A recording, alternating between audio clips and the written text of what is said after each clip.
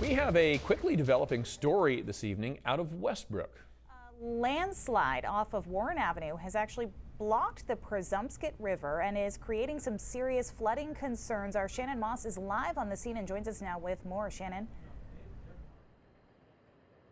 Yeah, hi, Lee and Amanda. It's actually, you can't see too much behind me, but right behind this large orange excavator and sort of through that open area, you can kind of see where the earth goes down, and that's what it does. It sort of plummets. It is a huge area that it was affected today, about up to 300 feet, and it was a landslide. There were people that actually saw trees moving, not swaying, moving, and they realized what was happening. With us now, we've got Westbrook's fire chief. You have been here since early this morning when it happened.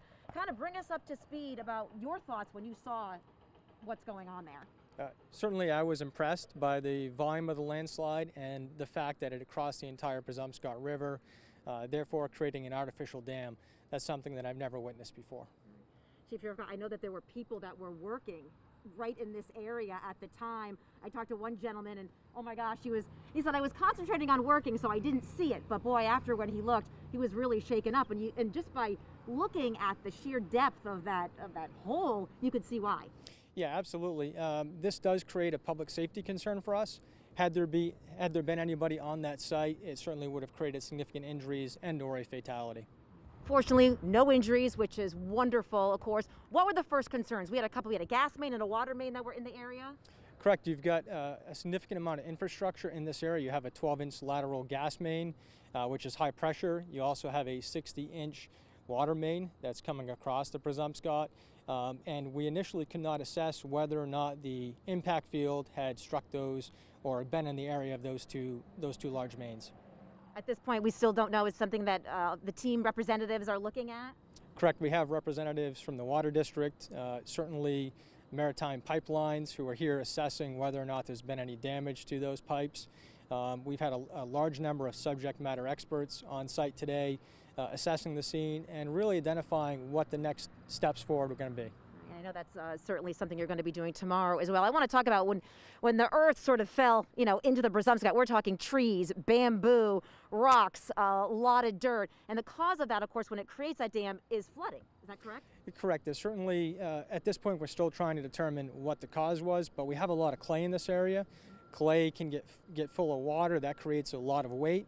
And certainly it's been a dry condition, so that's one hypothesis. Certainly we'll have engineers and other folks that are much smarter than me make that decision.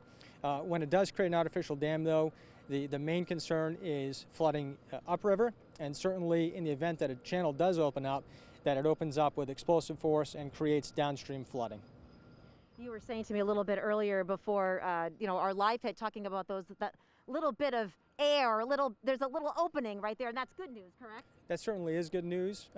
There's always the potential, given the sedimentation and the type of dirt and clay that's down there, that could close back up, creating an issue with the water volume increasing upstream.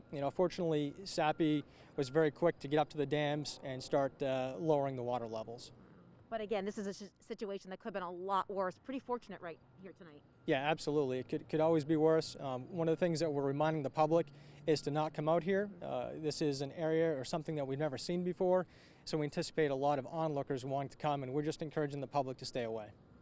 Always good advice for sure. All right, Chief, thank you so much. Thanks for all your hard work today. And of course, we'll be following this story as it develops. As they learn more information, we will, of course, learn more information as well, and we will pass it on to you. All right, Lee and Amanda. Shannon Moss live in Westbrook. Thanks, Shannon.